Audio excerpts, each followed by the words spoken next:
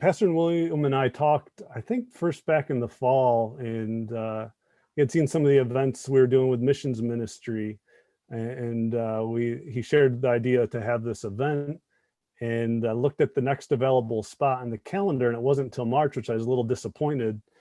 And knowing that there's Asian Pacific Heritage Month in May. I never like to limit our celebration of cultures to just months that are listed on the calendar. We want to celebrate all cultures on all months, and so not limit that. Of course, we'll do something in May to celebrate as well. And so we decided to choose today's date. Little did we know what would continue to happen and progressively get worse over the months, the hate crimes that have continued to increase towards our Asian community. And it's just heartbreaking to me to see and hear and learn of what is going on. And just want you all to know that Bridgeway stands with you, your pastors and ministers are with you and beside you and encouraging you, and want to lift you up and encourage you any way we can. And this evening is designed to just do that. We want to honor you by listening and learning from you. And so I've got some guests on that are going to share, and then there's going to be an open question at the end.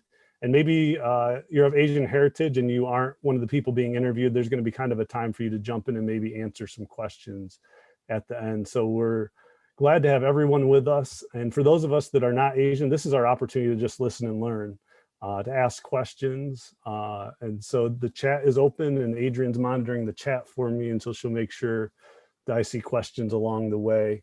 But I've got some questions that I'm going to ask some of our guests just to learn about them and their culture. The Asian community is so diverse. If you look at just the countries that are within the geographical area that is Asia, it's 48 different countries.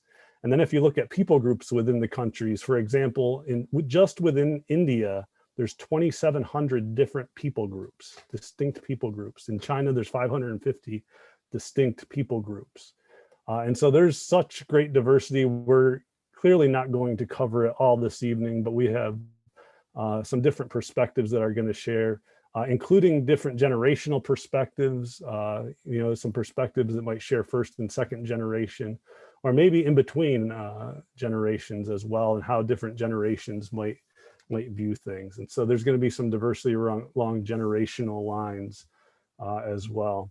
I think it's important, we teach this a lot in our missions training classes, to get a multiplicity of stories. If you only have one story of a culture, that story kind of defines that culture in your mind. But when you can hear different people's stories and learn from different stories, you gain this more full picture of a culture and of a people.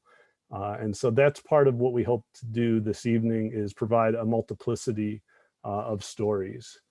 And so we're going to jump right in. And some of our guests are Bridgeway people that have grown up here or been here for a while, or some are missionaries that left from Bridgeway to go out to the mission field. And so we got a wide variety of people joining us this evening. But to start with, I'm going to have someone that actually founded Bridgeway join me and answer some questions. So we have Amber Anderson on with us. So thanks so much, Amber, for joining us this evening.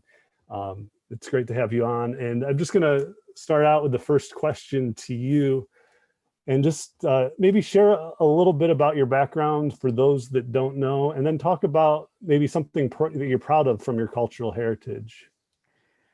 Well, first of all, thank you so much for having me. And I didn't know I was going to go first, so you caught me by surprise. Um, for those of you that don't know my background, I'm mixed. I'm half Korean and half European. I did the DNA test just to see where, I'm from, and predominantly I'm consisting of, majority Korean, Chinese, and European. So, I'm multiracial, I guess. But I did grow up for like 17 years in Korea, South Korea. And although back then I wasn't really like appreciative of the culture that I was given and to live and experience in, due to lifestyle and the situation that I was in. But as I get older and as I'm dealing with adult children. One, hi Judy Stinnett. You guys haven't seen Isaiah, but he got married last year, so now I have a married son and wife, who wants to learn more about Korean cooking and Korean culture. And I'm finding myself doing more research about my own culture and part of who I am beyond the food that I was preparing for my kids. And I'm realizing that I'm like, shoot, one of these days I'm going to have grandchildren, Lord willing. And I really want to pass on part of my culture that my kids weren't um, able to experience when they were growing up. So, I'm learning, teaching myself more about Korean history, Korean culture, and traditions. And of course, I have to master more in Korean cooking because I have long ways to go. So there are a lot of YouTube out there that I'm finding out. And of course, I have Anne and several other Korean ladies that have uh, introduced me to various Korean cultural activities and things that I didn't know about that I learned here in the United States because of opportunity that rose in our church ministry. So I'm very, very thankful for that. And as an adult and looking back, one of the things I'm really, really proud about being part of a Korean culture is that we are made of people of resilience. If you look at Korean history, Korea has been invaded by many, many different countries, and Korean people survived through it, and Korean people held onto who they were and are and refused to conform into the type of people. Like when Japanese invaded Korea a long time ago, they literally took away the language, clothing, food, and everything. But Koreans fought back to reclaim that because of the pride and I guess, appreciation for its culture. But like all cultures, we do have some things that are embarrassing or too, I'm not too proud of, but we're not going to hit that one because we're going to talk about positivity. And another thing that I really, really appreciate about Korean culture that I'm embracing is the family orientedness. Families are very valued, the unity amongst them, even extended families.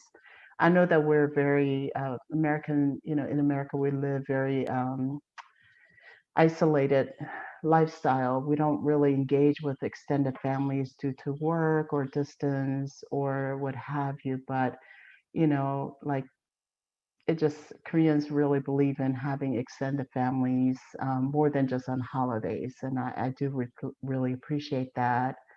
Um, and other things are, embracing the art. Korean art is just beautiful, from fan dancing to drums and folk dancings, and it just I'm finding that to be very beautiful, and there's nothing like it. And every culture has their own unique traditional dances, which I also appreciate. And I'm thankful for Bridgeway to exposing a lot of us to those things.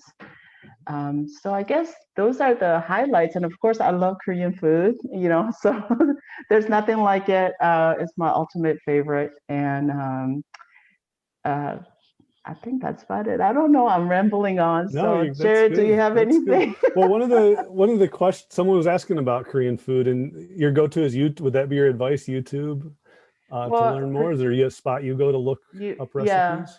Well, Lotte and H Mart. There are two main stores in Ellicott City that I usually go to, and they do have very good side dishes and main dishes that's pre-made that you can just warm up at home.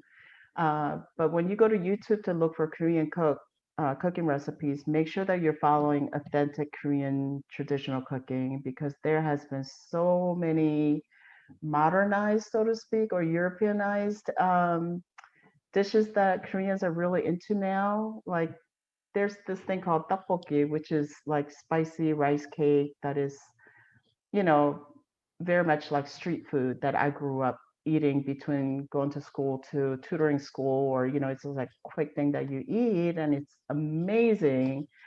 But now Koreans are putting cheese on it. So I'm like, what is it with this cheese tteokbokki? I don't get that. And please don't ruin my dish. Okay. No, I'm just kidding. That's just my side input. So if you really want to have authentic Korean tasting food, I would definitely look up Korean um, people that are actually cooking Korean food. Yeah. And actually, Miss Ann Avery knows a lot of restaurants in the Ellicott City area that she can be of a good resource. And I'm sure William J, Pastor Jen. Yeah, if you guys want to put any in the chat, if you want to put restaurant recommendations or dish recommendations to look up, feel free to put that in the chat Mhm. at any time. And then someone else asked, is Korean food contain a lot of vegetables? Is it healthy? Is it low fat? Or is it a wide variety of? Oh, please. I mean, it. Korean people love some meat. I grew up mostly vegetarian because of economical situation that I was in. So it was mostly vegetable, tofu, and sometimes fish. But we have many, many dishes that consist of chicken and beef and pork. I mean, there are things, I mean, Koreans eat almost anything and everything. We don't let anything go to waste, but also amazing amount of seafood that you can access to. And if you don't mind the spice and some of the variety of seasonings, you can definitely eat Korean food as vegetarian since we also eat lots of rice and grain that's been cooked. So you can be a vegetarian and enjoy Korean food, but you will definitely miss out on the barbecue experience if you want to have Korean barbecue. And they're not low fat. Yeah. I was going to say I've eaten your cooking a few times and it's always Yeah. very enjoyable. I can't imagine it would be real low fat. But they're not super super Yeah. fatty either. You know, you can make it fatty, but and spice level varies. I mean, there are some Koreans that can't tolerate spice at all, and I tease my daughter because her spice tolerance level is like, you know. So I said, "Oh my gosh, honey, you can't be real Korean if you can't tolerate spice." So I'm like shoving it to her, but yeah, I ease off on that one. Just Yeah. teasing. Yeah. So talk to me about building bridges to Koreans. Any advice on building bridges? Well, I think when I first came to the United States like 30 some years ago as a 17-year-old, I didn't know that there was such a animosity or prejudice against Koreans, especially with between Korean community and African American community. And that goes, way back into history of, Koreans and Asians coming into um, lower level income neighborhood that was back then predominantly consists of African Americans, and they would start up a business and make money and go, they get to move out, but then a lot of people that in that community couldn't go anywhere. So there was that resentment of how come these foreigners can come to our country and get loans to start up a business and they make money off of us and they leave, but we're stuck here. And a lot of political issues that has started, and some of the cultural behaviors, like in Korea we grew up not making eye contact. Direct eye contact was just, that was considered rude, especially if you're younger. But here in America, if you don't make eye contact, then you're rude.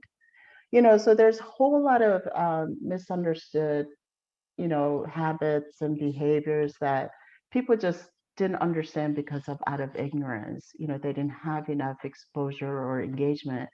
But the thing that really, really broke down the barrier and helped people learn about each other, and a lot of churches, thankfully, between Korean churches and Black churches, start having these cookouts on the weekends to bring in the gap between Black community and Korean community.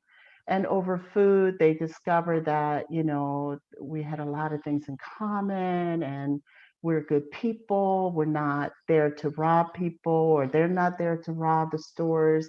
So I feel like one of the best um, thing is asking your non, you know, Asian friends or people that you work with or you have kind of curiosity over, is ask about their culture, about holidays or traditions or food.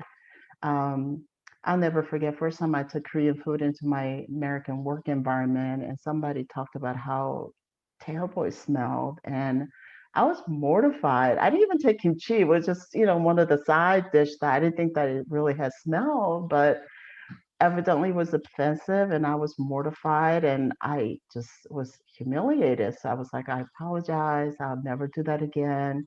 So like even little comments like that we can be more sensitive to and explain to people that you're not doing certain things or you're not bringing exotic food to offend other people, but that's who you are, part of who you are. But I think asking about person's food and maybe ask them to go experience something or go have a cup of coffee and ask about their culture and what brought them to United States and what brings them, what kind of culture from their background that they're bringing to American culture. I think right now Korean culture is like, and Korean food is one of the top fad that is going on right now. It seems like everybody's on this Korean barbecue kick, and I think which is positive. I feel like the door has been open wide for us Korean Americans can really reach out and educate others about who we are, what we're made of, and just really build that foundation of positivity and good relationship between us. That's great. So I don't know. That's no, Yeah. that's great. That's very helpful. One last question for you, and then I'm going to talk with the Okay. Stinnets next. In the midst of a rise in hate crimes towards Asian Americans, Hmm. it's up a ridiculous amount. I think I saw a stat where, in previous years, there'd been a couple hundred hate crimes reported per year, and last year it Hmm. was like 3 to 4,000. And Yeah. of course, recent activity and just sad, heartbreaking things that we hear on the news from Hmm. Atlanta and even in our own community here in Howard County. Yeah. Uh, what can your non-Asian brothers and sisters do to lift you up and to lift up the Asian community, the Korean community? I think one, recognizing that it is an issue, just like we were doing for each other when our Black brothers and sisters were going through trials and, rioting and, protesting and all of that. I think if we're standing up for one another, regardless of, the color, culture, or, what have you, I feel like we can practice that positive, um, example that we're lifting each other up. But again, like social media is a strong thing. And I think even just one comment or one post recognizing that our part of our body is hurting, especially amongst us Christians, and even if we don't know what to do, if you don't want to put it out in public social media platform, I think texting somebody that who are of Asian descent and let them know that you're thinking about them and praying for them. um, and it speaks volume. Like my sister-in-law sent me a text and a worship song this morning and I'm like, oh, that was sweet, and I didn't even relate to what was going on. And then my husband's like, did you get my sister's text, because she's really concerned about your well-being? And I'm like, oh, so it was all about the Asians getting And so I didn't like really make that immediate connection, and I thought, but once it was explained, I thought it was just really really sweet and thoughtful that she went out of her ways to recognize and reach out.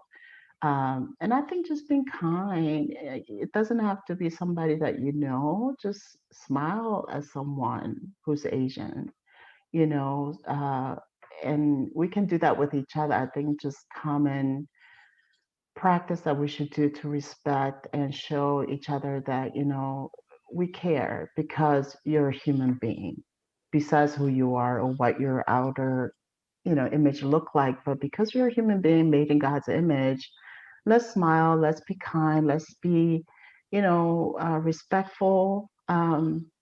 Nobody deserves to be treated like less than. Does that make sense?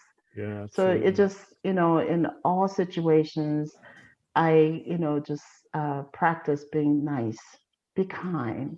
I might not change the whole world overnight, but if I can practice being kind and loving and forgiving and gracious to somebody each day. I try to make that a goal. But I think to answer your question, just reaching out to someone and just say, hey, I'm thinking of you, you know, if you want to talk, you know, I'm here, or that kind of thing.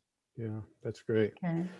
Thank you so much. You You're can join welcome. me and give an applause or however you want to do it, or thanking the chat for Amber being with us and sharing with us. There'll probably be some more questions later if you want to hang on. We'll have some questions, but I want to go to Don and Judy Thank you. next. So I'll have Don and Judy come off mute. Don and Judy, when I first came to Bridgeway, we're here. I came in 1999 as an intern. They were already here and they helped welcome me. Don provided a job for me at one point when I was trying to make ends meet as a young guy new at Bridgeway. So I'm so appreciative for Don and Judy being in my life. And they've been missionaries to Thailand. And I'm just going to kind of let you guys share a little bit about your ministry and your background. And Judy, if you want to share what you're proud of from your culture as well, I'd love to hear that. Hi, everyone. Glad to be here with you guys. Because of COVID and Thailand's restrictions on foreigners, we have not been able to go back to the country for going on 2 years, a year and a half. But we do have work there. We have people that work for us there who take care of the kids that we work with. We have a house there and a car there that we have people that are taking care for us. We work with the migrant children from Cambodia and Myanmar and Laos. But most of all, we work with women caught up in prostitution. And we work through a place called Tamar Center, which basically trains, feeds, houses, and loves these women so much. And we work with a ministry called True Love, True Friends Ministry, which also goes out on the streets and meets these girls. We have our full-time worker over there named Toss, T-O-S. You need to pray for him. He's running the show while we're not there, and he's doing a great job. We sponsor all kinds of, because we're here, we still get our money from, so we just send it all back over. So the American dollar just goes really, really far in Thailand. Judy ministered and helped rescue a woman named Moo and took her away from Pattaya City, the prostitute area, and took her to her village where she basically has become a strong Christian and has a church in her own home. But the work continues on. There's Bible studies all the time. Because there are so few Christians in Thailand, you know, Thailand is 99.5% Buddhist. So in Moo's village where she lives, she's the only Christian. So she takes a correspondence course through a pastor that we know in Pattaya City. But the work continues even though we're here. We love Bridgeway. Like I said, I think we came in Bridgeway when there was 100 people. So at Bridgeway a long time. Yeah. So that's quickly in a nutshell what we're doing. Everything is continuing on. Judy has a lot to say about her culture because it's really important to her. Yeah. So I'm gonna let her talk. I'd love to hear about that. I do want to let people know we've been praying for you, Don. You've been in a battle with cancer and you had treatment earlier today. And so the fact that you would even get on with us this evening, I'm so grateful, and we'll continue. Before we let you go, we'll pray for you. Yeah, thank you. Just been lifting you up before God and praying for your health. Amen. Thank you very much for that. Yeah. Judy, will you talk to us a little bit about what you're most proud of from your heritage? Yes. First of all, Sawadee Ka. That means hello in Thai. I hope everyone likes Thai food, right? I heard Amber talk about Korean food. Anyway, the Thai people, we came from southern China long time ago. And they came there to settle in the Southeast Asia, and that's how they became a country. Now, I myself, my father is from China, And my mom is mixed, Burmese and Chinese mixed. So I guess Asian is Asian. Anyway, the Thai, they took pride in their heritage. You know, we still celebrate Chinese New Year and that type of thing. Ever since we became independent, they are very, very proud people. They never been taken over under any country, like the neighboring country, Singapore, Malaysia, Cambodia, Laos, and Myanmar, and India. All have been taken over by either the French or the British, but the Thai have remained free all these years. So they are very, very proud people. They are proud of their independence. So that's number one. And the second is that their belief is so important to them, as important to us as we believe in Christ. They believe in Buddha. So the Buddhist belief is almost like take over their life. Whatever they do, it in association with what they believe. So they walk the talk. What they call talk? They walk the talk. Yeah. So in Thailand, it's 99.5% Buddhist. That's a lot. And the 5% is everything mixed into that. Christianity, everything else, very small. Yeah. And the Christianity, that means could be Mormon, could be Jehovah's Witness, could be any, what other Catholic, you know. So they are the people who, they highly respect elderly. That's what we admire them the most. They respect elderly, they respect mother. If you are a mother, you are valued. So you can almost do no wrong if you're a mother in Thailand.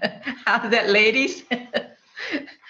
Anyway, because to the point that if you are a mother and they respect you so much, the Thai government will not allow anyone become a Thai citizen. You cannot become immigrant to Thailand. You have to be born Thai, which you have to have a Thai mother. So you automatically become Thai if you have a Thai mother. So in other words, no matter where you're born, you can be born in the US or in Korea or in Japan, but if you have a Thai mother, you are Thai by blood. Okay, that in a nutshell, that you know how their culture is so highly respected. And the elderly, it can almost, no matter you poor or rich elderly, they love elderly. That's a plus for us, because both of us are seniors. So we are so blessed because they can't believe that people our age are still doing stuff. Yeah. So I remember you sharing that they can give missionaries a hard time, and even there's some kick missionaries out, but they leave you alone because there's respect for you. Yes. Right. The younger missionary, they cannot, usually they don't allow them to stay more than 10 years. They won't give them extend visa after that. So other question? Yeah, what advice on building bridges to Thai? You know, when Don goes and meets people, when you're trying to connect with people in the States, what bridge building advice would you have for people trying to build bridges to Thai? The Thai is very they're very meek people, but at the same time they're very prideful inside. You know, I know them because I used to be one. So the rule when you meet Thai people, that never criticize their belief, never put Buddha down. You know, they may have statue of Buddha in their home, don't make comment, or don't, in other words, don't use Buddha statue as decorative piece in your home, that type of thing. They will feel offended by that because they strongly believe in him. And never criticize their king and queen and their family, the royal family. You can be jailed for that. Right. Judy, And yes. Judy, there's a question in the chat, and Lisa asked, is there a particular reason why women are uplifted in Thailand? Well, the women uplifted in Thailand. It's a matriarchal society. Women kind of run the show. Well, They really do, in addition to like respecting females. Well, that's the cultural reason, but it's according to their belief. Now, just like we believe in creator, God created us. They believe mother created human. Yeah. So that they lift mother up because they look at mother as a the creator of life. That's why the mother can almost do no wrong, because she's the one that brought you into the world. Without mother, there will be no Thailand. That's how they look at it. No population growth.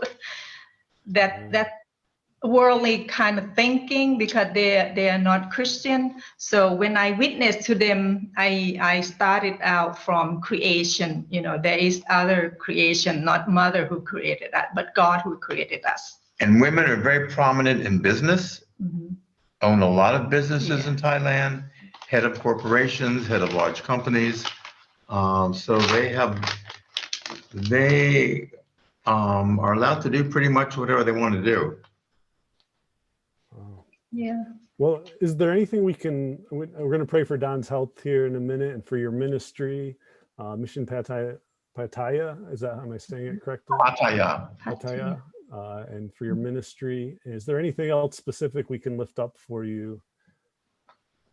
We just want to go back. Yes. We've been there, it's going on almost 8 years, and we just want to go back. We want things to open up so they can let us in. Right now, they don't want us. Yeah. Young or old. Well, let me pray. Yeah, go ahead, Judy. We pray for all of our partners over there, the two churches that we support, Pattaya Baptist and Sameasan Church, that we support them. The Sameasan is the village where I was born. So we went there. There was a church already there. So we starting to support them and work with them. And then the Pattaya Baptist doing tremendous work in the city. And we send funds during crisis now to buy food and rice and, whatever they need to hand out to people who are affected by this. So the church is small but strong. Yes. So we just need to pray for them. Pray for them. All right, let me lift you up now, and we'll pray. Father God, thank you for Don and Judy, and for their heart for ministry and their desire to return to Thailand. And we thank you for those there that are carrying on ministry and having an impact, for these churches that are supported, for the Tamar ministry and all the ministry to the children. God, I pray that you continue to bless it and grow it, and that it would have a great impact, and that Don and Judy would be able to return soon. I do lift up Don's health to you, God. I pray that you would erase the cancer from his body, that your hand of healing would be on him, and that you would restore him. We're just so grateful for them being with us this evening. In Jesus' name I pray. Amen. Amen. Thank you so much. Can we thank Don and Judy? Give them an applause, or thank them in the chat. But I'm going to talk with Tim Samuel next, and just keep our conversation going. So thanks for being with us, Tim, and maybe share just a little bit about yourself and what you love about your cultural heritage. Namaste, everyone. I was born and raised in New Jersey. My parents are from India. And so I have a strong kind of cultural generation of being kind of a New Jersey kid with tons of Indian roots inside of me. And so that's kind of my context. It was at a very young age, I still was scarred by, I happened to be a Caucasian male out of a van. You get scarred with some images in your childhood.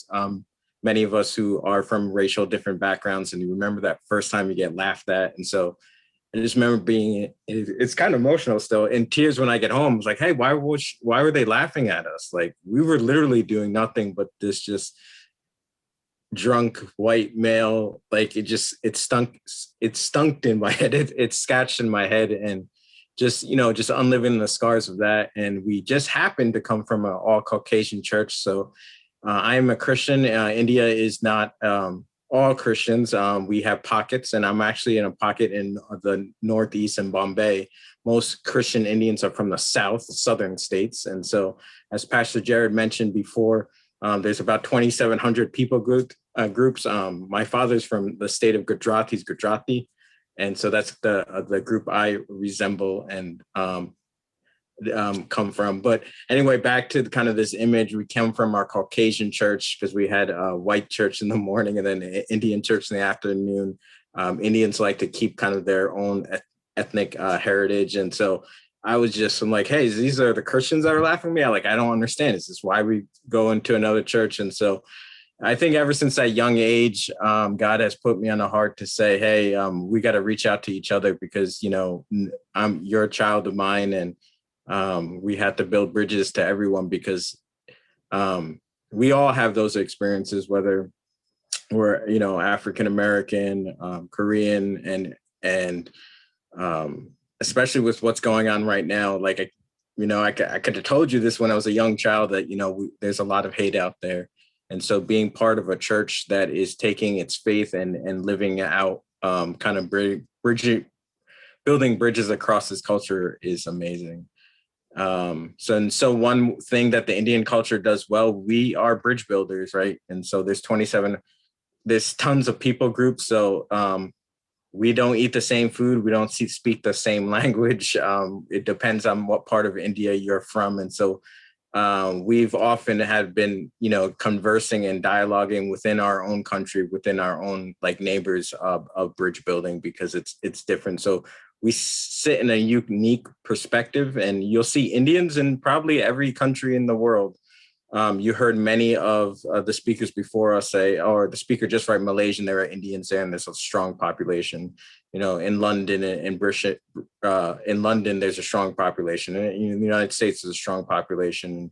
We've kept our identity through mostly trades or sales or just working. Some countries we were bringing in as slaves. Some country we came in as, especially to the United States, because of our education. And so in 1975, when my father came over, it was because he was an engineer at the top of his class. And so at that time, America was seeking for engineers. And of course, my father, like many other Indian Americans, studied really hard, and they were top of their class to come over here. And so it's just a diaspora of stories that we could all come up with that celebrate kind of Indians as we all have. Tim, could you talk a little bit about generational differences? You grew up in New Jersey. Your dad grew up in India for, I'm not quite sure how long, but maybe share that. And what do you notice, or what have you observed about maybe generational differences among Indians? Yeah, generation, it's huge, and I think it's growing, especially with. I'll use the example of Bollywood. So Bollywood is Hollywood for India. And if you haven't ever watched a Bollywood film, please take 3 hours of your life. I'm sure you could Netflix it, and you'll enjoy a musical, which is kind of what Americans call it, but it's more of like a movie, and then you stop and sing a song, and then you stop movie. It's fun. I like it. Haven't watched too many Bollywood films with my kids. They always want to watch something else. But generational, the world is changing. It's becoming more globalized.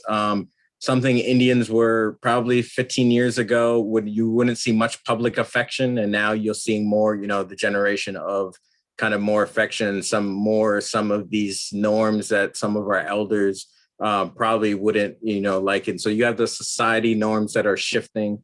You have more of a, just really sticking to your own, where the younger generation is trying to break out of some of those traditions and be true to themselves. And so we still honor our elders, right? We still take care of them, but there is probably just a new generation of young coming out, because the population is becoming younger and younger as the world is growing. There's actually more younger people in our world than there is older people. So I think it's just a natural shift of what we're seeing. And then maybe talk a little bit about building bridges. What advice would you have to someone like me wanting to build a bridge to Indians? What advice? Yeah, I think the best advice is just be there.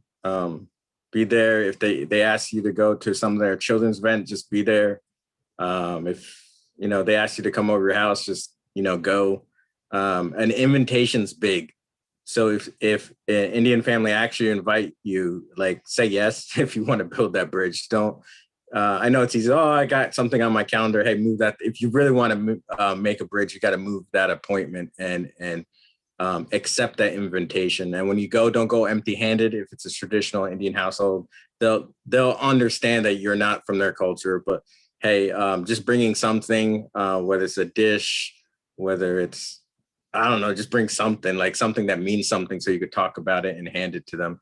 Again, you're not going to get criticized, or like you're not part of their culture, so you're not expected to it. It goes a long way. So even I always tend to say, be careful to start asking cultural questions. A lot of times, they ask, hey, do you eat turkey for Thanksgiving? Or, hey, I just ate Indian food. I'm like, is that really the first thing you want to engage with?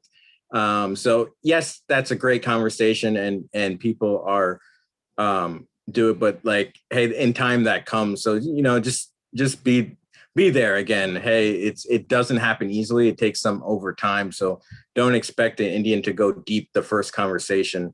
A lot of things are covered in the heart, and it's buried in there. And even with my parents, I don't hear a lot of the emotional things until only very few times in my life I've heard that deep of something. So don't expect kind of, especially older generations, to be open about their emotions. That's just hidden. Well, thank you so much, Tim, for sharing. I've got a lot of people. I'm going to be moving kind of quick to hear from a lot of different people, but thank you so much. Can we give it up for Tim and thank him in the chat? Appreciate you sharing with us. And I've got Maria Swendi with us, who is on our Elders Council of Women, and love to talk with you next. Thank you so much, Maria, for being with us. And maybe talk to us a little bit about your cultural heritage and what you appreciate about Indonesian culture. Hi, good night, everyone. It's Selamat Malam in Indonesia. Thank you for having me. It's just so nice to see everyone that joined. I'm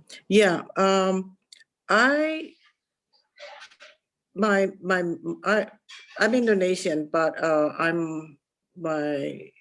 I'm the sixth generation of Chinese that came.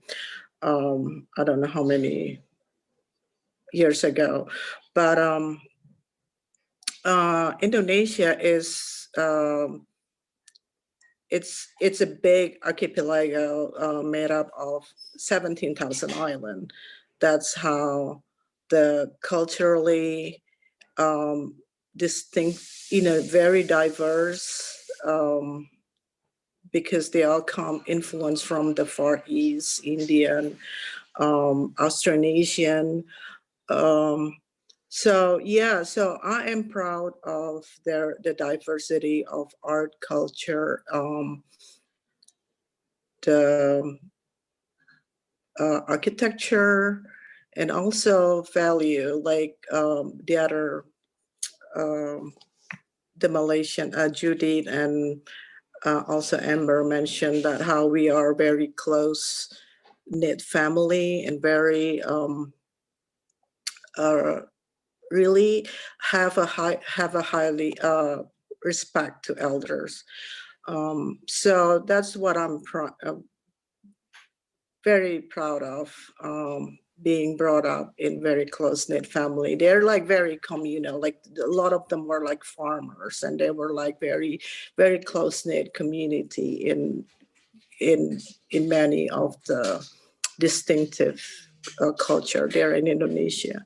So there are 5 different major religion that the Indonesian allowing to grow there. It's 99% Muslim, Buddhist, Hindu, Christian, just a small portion compared to the 99% of the population. What else I was gonna talk about? Yeah, and among other thing are the food, like just those are like, when Trixie talk about how we are like fighting over paying or like very hospitality, like everything is all about like gathering together around food and, you know, over meals. That's what, just reminiscent about the time being there with my families and friends. That's great. I need to travel and eat all these foods. People appreciation comes through food. I could receive that appreciation. That'd be great. Well, another thing about that, things that I'm very proud of is the nature of it. You know, it's famous because of the islands and the rainforest. It just, I just, when the time I was growing up there, I don't really have much chance because it's just how vastly they are, like, you just don't have chance to cover all of the islands and the places that I wish I could go. Yes, so it's very diverse from island to island and just a lot of territory to cover. I don't think that's... Yeah, also the dialect, the culture, the tradition, because it's, well, it's about, you know, when you Google about like the ethnic groups, it's between 13,000 ethnic groups that it changes every time, you know, when they do the census and stuff. It's because the migration and adaptable every time. It's just like the mutation of the groups when they migrate from different places. And what advice for building bridges to Indonesians? Any thoughts on that? Yeah, I believe it's just being curious or being there and try to understand that we are like, when I first came here, my cultural shock was everybody thought that I was like from mainland China. They start speaking Chinese to me, and I don't speak Chinese, and I think for some people you get offended because you thought that you look at the person by their feature, you know, like Asian feature, but we are not, you know, like I have my Chinese heritage, but I don't speak Chinese and I'm Indonesian. Like, so there's so much misconception about what Indonesian is. And there's so many people that don't really know about that Asian are very diverse. It's not just, you know, we have Malay, Thai, Philippine that have distinctive culture, and we don't speak the same language. Yeah, so don't assume, ask questions and learn about each individual. Yeah, another thing that I found about Indonesian, we brought up to be not to speak up. And maybe for American, maybe thought that some people like we are like snobby, but we were just being preserved. We are being afraid of, we don't want to be called rude because that's how we brought up. Like that's the nature of how we brought up. Maybe it may change by shift of the generation, like what Tim Samuel said, that but that's how I grew up. My generation was like being afraid, or like we ending up being afraid because we are like worried because we don't want to be called, like we don't want to, we don't want people thought that we are rude. Thank you so much for being with us this evening, Maria. Can we thank Maria for sharing with us this evening? You can thank her in the chat or clap. So appreciative for you joining us.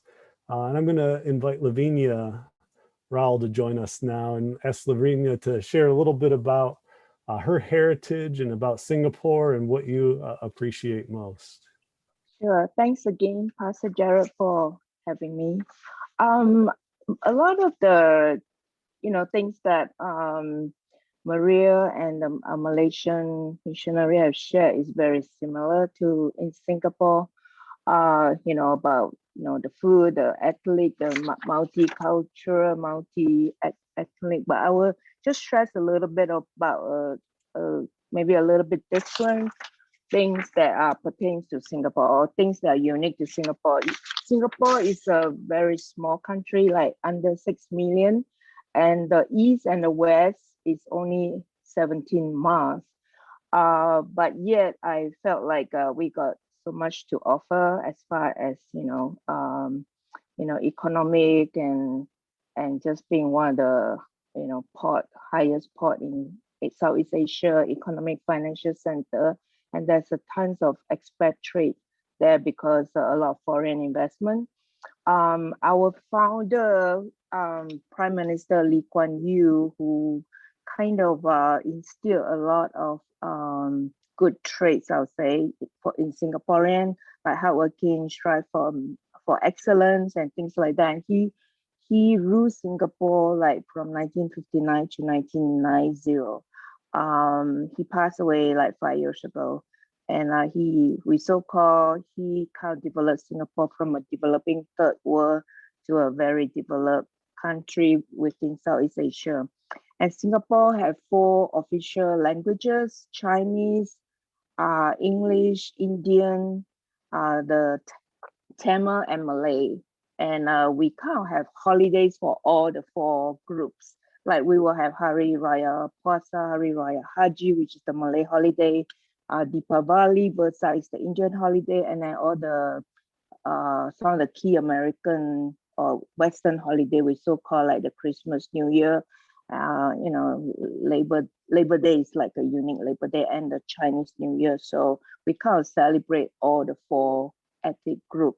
And the percent breakdown is like majority are Chinese, like 76% plus.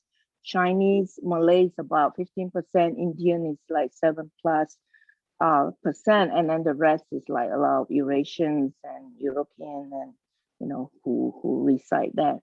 And even the multicultural languages thing extend to the church as well. There are many churches that have like 4 or 5 languages, like English, Mandarin, Chinese, Hokkien dialect, Cantonese dialect, Filipino, Myanmar. So it's very common for some of the mega church or the bigger church to have like 6 languages of church services. And there's a growing growing salvation for the older generation, the generation that don't speak English, like my dad, for example. He doesn't speak English, and he just got saved a couple of years ago. So he goes to a Hokkien dialect church. And so that is quite common in Singapore, and we thank God for that, because there's a lot of such a great evangelism movements. The younger people are very evangelical, and as many of you heard about Joseph Prince, he has the largest church in Singapore, like 40,000. And most of my friends actually go there. Like every time I go back, and 90% of all my friends, Christian friends, actually go to that church. The other thing about the food thing that my Malaysian and Indonesian friend have just discussed is the same in Singapore. We have, the local food is, there are a lot, we have the Chinese food, the Malay food, the Indian food, but also a fusion so-called of Malay and Chinese, like we call it the Peranakan, which is like a mix of Malaysian and Chinese food. So it's quite common over there. And another thing about Singapore is a very clean country. Like they'll fine you for everything. If you don't flush your toilet, if you throw trash on the road, you get caught. They'll fine you like $500. If they caught you not flushing toilet in public bathroom, you get fined. And they even banned chewing gum a couple of years ago because they caused delay in our metro, because kids would like put the gum and then you cause delay, so they actually ban chewing gum. And I remember going to Malaysia one trip and coming back to Singapore, they literally checked everyone on the bus to make sure no one have smuggled in so-called from Malaysia to Singapore for chewing gum. So that was quite a few years ago. So, and Singapore was actually discovered by a British person, Sir Raffles, Stanford Sir Raffles. So because of that, we have somewhat of a trace of British culture, like for example, eating soft-boiled egg is actually quite a common breakfast meal. So we have a little bit of that British inheritance as well. So I guess that's kind of a summary of a little bit different, but similar to our neighbors like Malaysia, Indonesia, Filipino. Mm-hmm. Yep. Yeah, the more I learned, the more diversity I realized there is even. And maybe could you talk a little bit about building bridges? Is there anything, advice that you would give us on connecting, building bridge and relationships? I would say because of the four big main group of different ethnic group and multi-language, and they all, like for example, I'm a second generation Chinese. My grandparents migrate from China, and then my parents and me, I'm the second generation, and I'm the first generation Christian. And because of that, I feel like even within my family, generation to generation, we need that building bridge as well. Because when I got saved, my mom literally want to kill herself. She want to disown me and things like that. So even within our family, I felt like there is this thing about building bridges, even in multi-generation.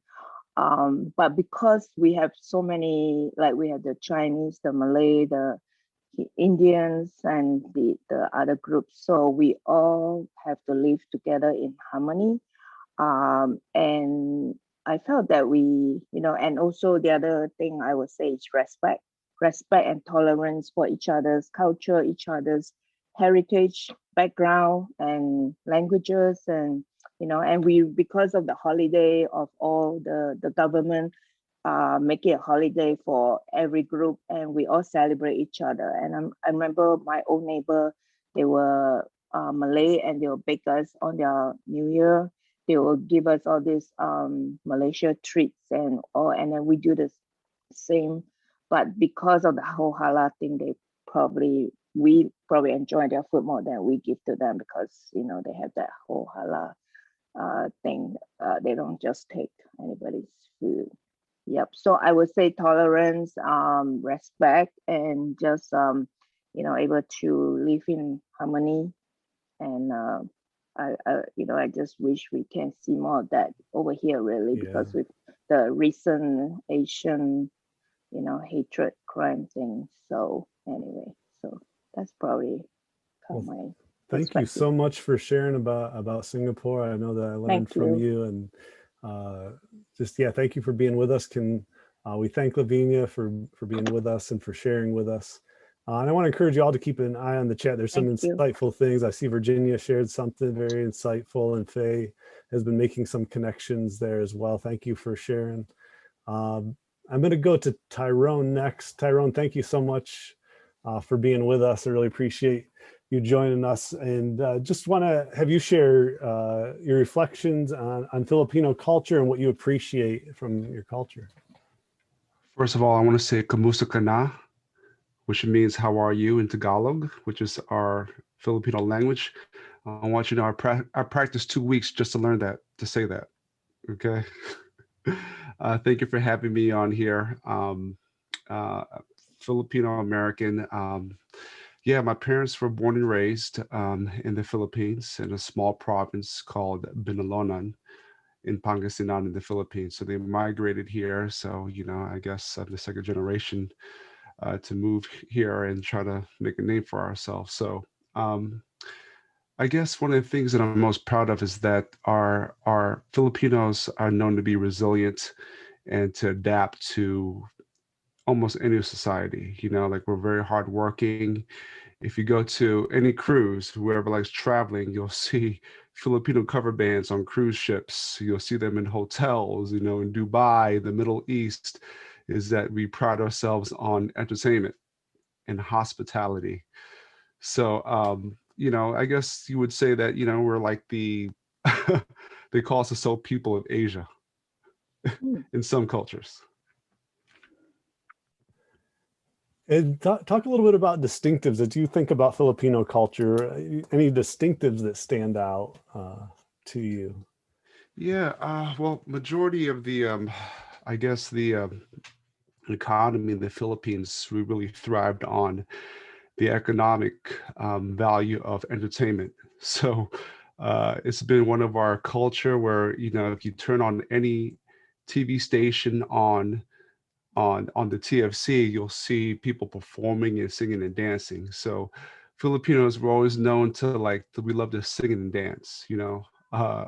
Karaoke is probably our Olympic sport, right? And so, some fun facts about the Philippines is we also love sports. One of the 7-time world champion boxing champ, Manny Pacquiao. He's a Filipino. If some of us listen to the secular music, Bruno Mars, he's part Filipino. The artist known as Her, she's also a Grammy Award winner. She's part Filipino as well.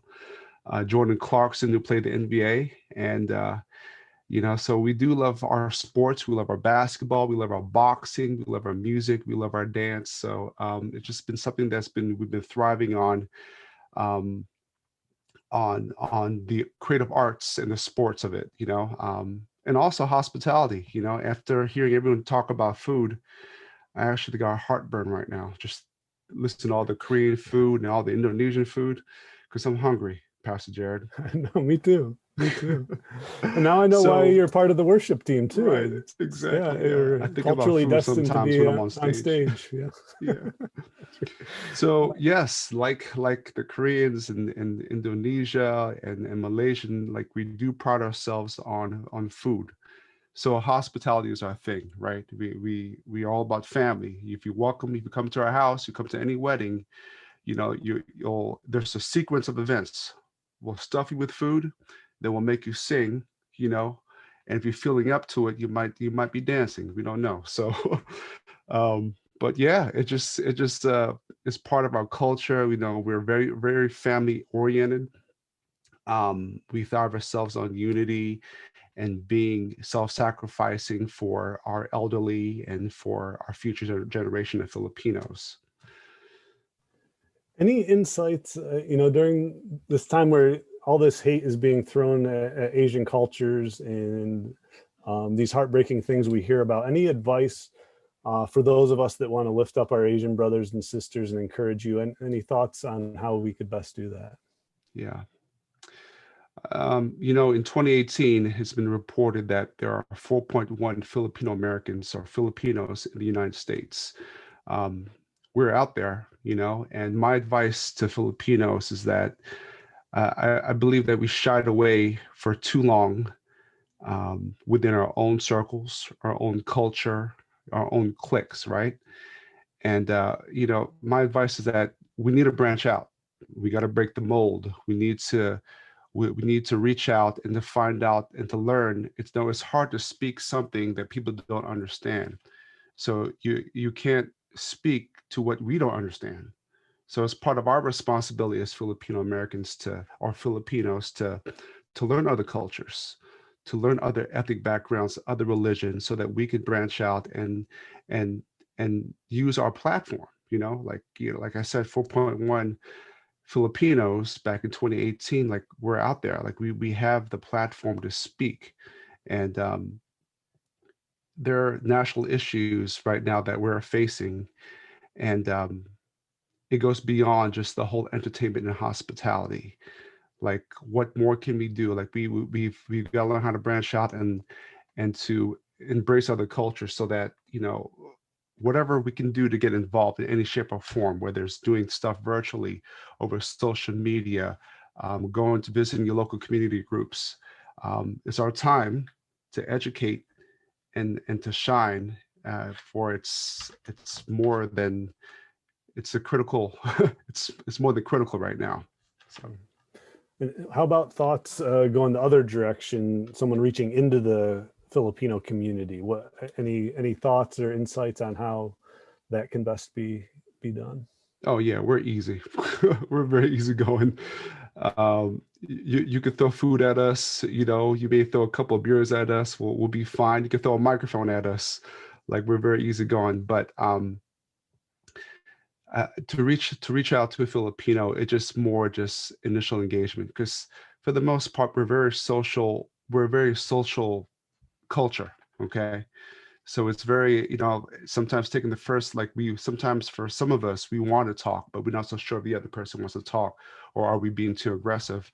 It just, you know, my advice, if you want to infiltrate our Filipino circle, it's just easy. Just take the first step. Like, we're open. That's great. Thank you so much, Tyrone. Can we thank Tyrone for sharing with us this evening? I appreciate you being with us. And I'm going to go, our last interview is William Jin. I know a few other people had offered and some comments. I'm going to see if I can get to a few other people as well. But before I talk with William, I'm going to ask kind of a general question and let people put it in the chat. And once again, I'll share some of these in the follow-up email tomorrow. But for our Asian brothers and sisters on the call, anything that we can do to learn about your culture, if there's a historical figure, maybe a pop culture person we should learn more about. Levine, you talked about a church. If there's a church we need to know about, maybe there's a style of music, maybe there's, I don't know, you tell me, something we should Google. Go ahead and put that in the chat so I can capture it there and then share it more with others. We'd love to continue the learning beyond tonight. But Pastor William, thank you so much for being with us, and going to start out with the same question. Well, I think I want to start a different question with you. So you are new to Bridgeway within a year anyway. I don't, maybe you felt like it's been longer than that. Maybe it's been a long year for you, but you have been at Bridgeway for even longer than that. And so we're so glad to have you a part of our family. Maybe tell us a little bit about you and your family and your journey to Bridgeway. Yeah, 안녕하세요. That's Korean for saying hello. Yeah, I can't believe, you know, I became a grandfather. I came to this country when I was 12 years old. I was born and raised in Seoul, Korea. And I think 1968, my father came to US as a student and trying to find a better life. So 1973, he got his green card and he invited whole family to be here. And so we came in through Chicago. I grew up in Chicago, so I'm a Chicago kid. I don't know what that means, but Cubs fan maybe. So it was a long journey, and you know, 1970s. It was 73. I didn't know what was going on. I left all my friends back in Korea. I couldn't speak a word of English, so all of a sudden, communication got stopped. And you talk about the hostility in the culture right now. Well, I don't know. I sound like an old man, but I keep getting into trouble when I was in school. Not because I'm looking for trouble, but they're looking for me. Because I was I think that third Asian in the school of thousands. And I remember getting into fight, I think 7 or 8 times.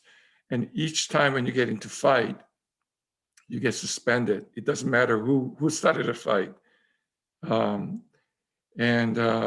Each suspension is about a week long. And so it was a rough ride for me. And I'll tell you about that when I have a chance. But if it wasn't for my mother, I probably would have not be here today. And so I was an angry kid, growing up in the 2 cultures. And, just like immigrant families, I had to work. I remember going to a fish market in downtown in Chicago at 4 o'clock in the morning with my father. I really didn't want to go. It's a windy city, it's so cold. And my father was, he was a teacher back in Korea. And what does he know about, running a fish market? Zero, nothing. So he's waking me up, around 3 o'clock, getting together, and then driving that old Chevrolet down to a market and in the early in the morning, so cold. And anyway, one thing led to another. Learned to live in this 2 culture, in between kind of cultures. And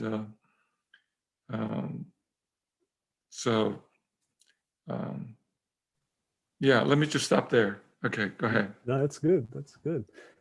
Yeah, and then how did you end up in ministry? How did you get from coming from Korea with your dad, learning the culture, to a point where you feel called to ministry? Yeah, in the immigrant families, I don't know about now, one of the places that we could come together was a church back then. So, at that time in Chicago, everybody went to a church, not because they're Christians, but they were lonely. They wanted to meet someone. They wanted to see fellow Koreans. And so we went to a Korean church. I grew up in a Korean American church. And it was more like, I don't know, correct me if I'm wrong, but the minorities, where we share ideas, share our identity, perhaps maybe because we are minorities, we try to stick together, and that was the place for church.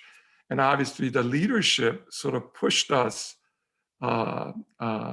in their organizations or in their congregations.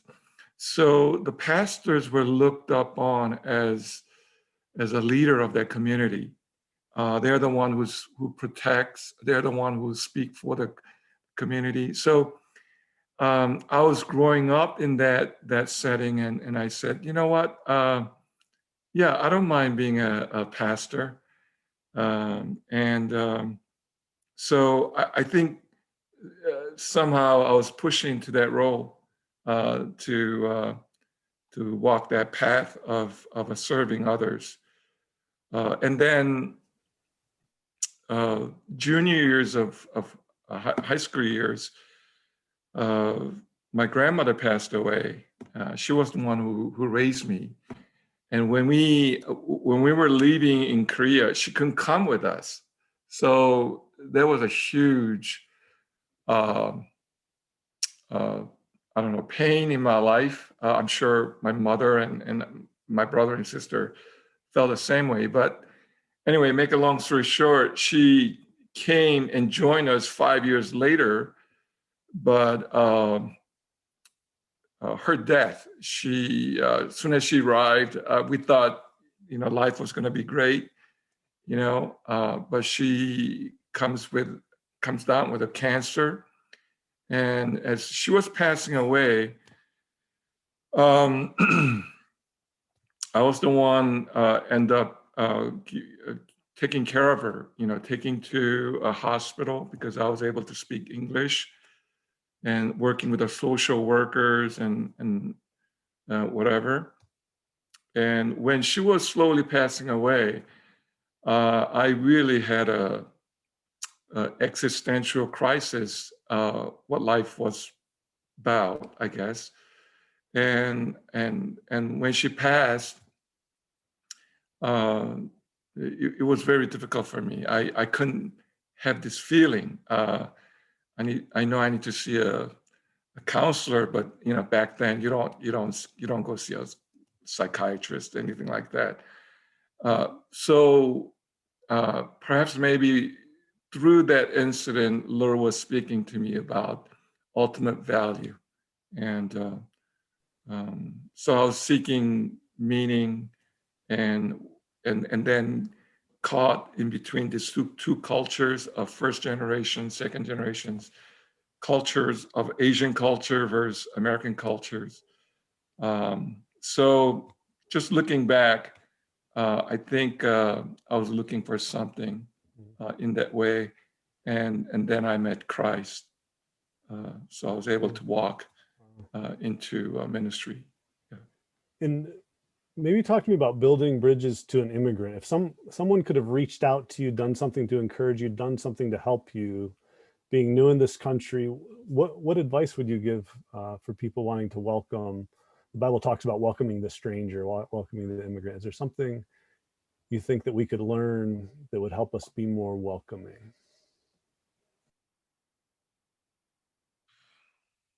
Yeah, I don't know. I don't know. As I was growing up, our parents didn't teach us much about Korean culture, because to them, they said, you know what, you need to assimilate into American culture. You got to be American.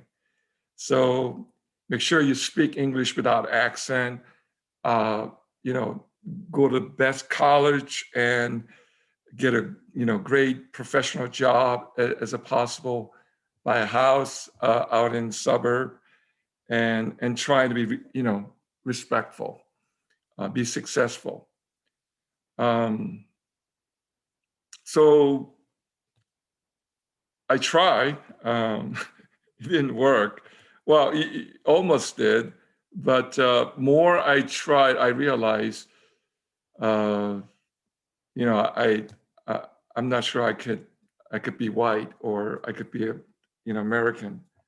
But then when I turn around and see willing to go back to my people, it was too late too, because I was too far. I was too distant from that culture. So,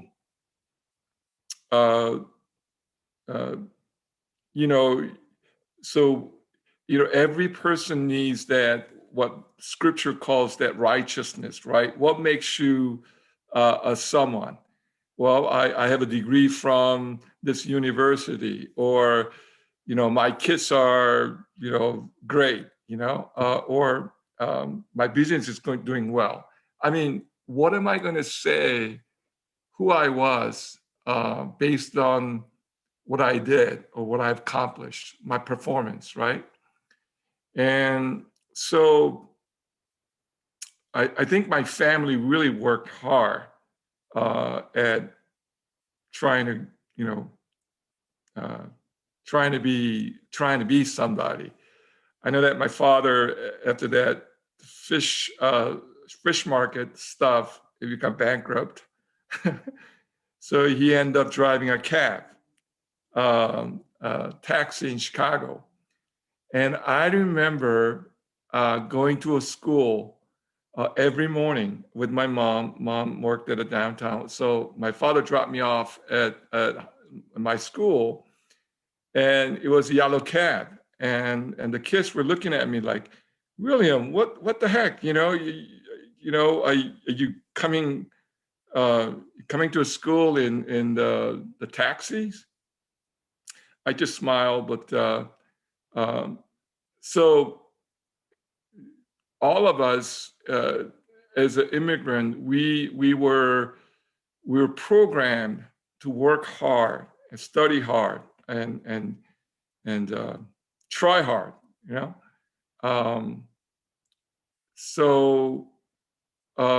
But after about 10, 20 years later, maybe some of us, we have succeeded. Maybe some of us, we went to a good university, or, you know, had a wonderful job and married the right person. But I realized my righteousness, in other words, my badge of honor, my badge of son of an immigrant, saying that, hey, I made it here. You know, I became a minister at the most, largest church in Maryland, or, I became somebody. And then I realized, the issues between this race, right? I'm white, I'm African American, I'm Asian. So question that I beginning to ask myself was, well, why am I somebody? Is it because I'm white? Is it because I'm Asian? Is it because I'm African American? What gives me my righteousness to say who I was or who I am right now? And I had to struggle with that issues. And so I think a lot of immigrants, and this is my experience, so I can't say that for every immigrant or other Asian groups. So from my experience, if someone can accept me, not based on my performance, not based on how I look, not based on how I talk, but as a human being, someone who shares the same value. What is that? I want to be happy. I want to respect you. I want to be loved, and I want to love you. Something that is so fundamental. I think that's the way that we can build bridge together. I walk my dog every morning. They're such a troublemakers. But when I walk my dogs, I live in a okay neighborhood. So a lot of older Anglo or white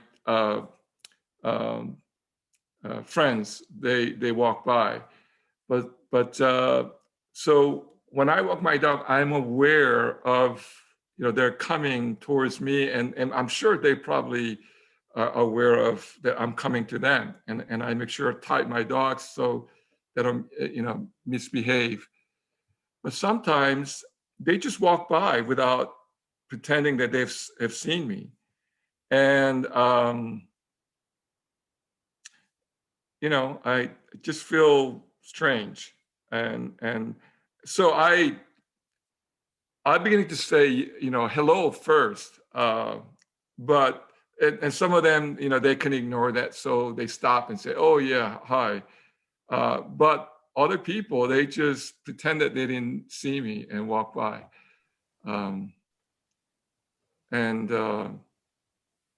yeah, that's not right. That's not good. So I don't know what I'm saying, but yeah. No, that's, seeing people, greeting people, and like you said, some of those fundamentals of loving and being loved, it sounds simple, but it's lacking so much in our world. So thank you so much for sharing that. We're a little tight on time, but I do want you to share about the Asian ministry at Bridgeway. If there's anything you want to share about or let us know, I'd love to hear anything about that. Right. You know, about about a couple of months ago, we started ministry, the Asian Great Conversations group. Anne and William Hall, they are leading the group. And we just had a meeting last night. And we come in and we talk about Pastor Anderson's sermon. And as we speak, as we talk about, you know, what it was and how it affected us, I'm sure because of who we are, being an Asian. Now, you don't have to be an Asian to be there. Whoever, the door is wide open for anybody to come. But, you know, the friends are there, and we were able to communicate and connect. And you know, sometimes I ask myself, why am I here at Bridgeway? And I think the Bridgeway is a very special place because it's a multicultural community. I mean, we talk about that a lot, but I really haven't seen many places like Bridgeway. I've been up in New York City. I love New York City because it's multicultural. But even at the church that I used to serve, it was all Asian and a white brothers and sisters. There's nothing wrong with that, but it wasn't true, what I call multicultural. To be a multicultural setting, I think that I don't want to be like you. What I'm saying is, I don't want to be like white people. I don't want to be like African-American brothers and sisters. I want to accept who I am as being an Asian. But that Asianness is not better than other people. In other words, my sense of nationality, my ethnicity is not my righteousness. But it is what it is. It's a distinctiveness. And I think because of who I am, I feel like Bridgeway can be a better place because what I bring in, the food that I eat, you know, the way that I think about life, way that I look at the scripture, way that I serve Christ. So I will really like to see that happen at Bridgeway, especially building up this Asian community, not to exclusively, you know, we go into a little corner and do our thing. No, we want to have a dialogue and conversation and doing a life together. And that's what we're trying to build. And we're just starting. And, you know, when you finish the group, you know, you turn off your computer and then you sit there for a while and say, whew, that was a work. Or you say, you know what, that was okay. That was a good group. And someone mentioned about the hate crime towards Asians. And I turn up the computer and I don't know, you just feel a little bit, you know, sad and having that kind of feeling. And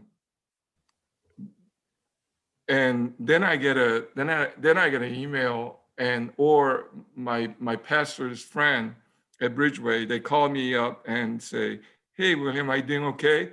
I said, well, what happened? I said, oh, you know, I just want to checking up on you. I tell you guys, that speaks a volume, that touches my heart. And yeah, again, I'm off the. No, that's good, going Pastor. off tangent. I'm so glad that you're at Bridgeway, and wise words. And I'll make sure to include how people can connect to that Great Conversations group in the follow-up email.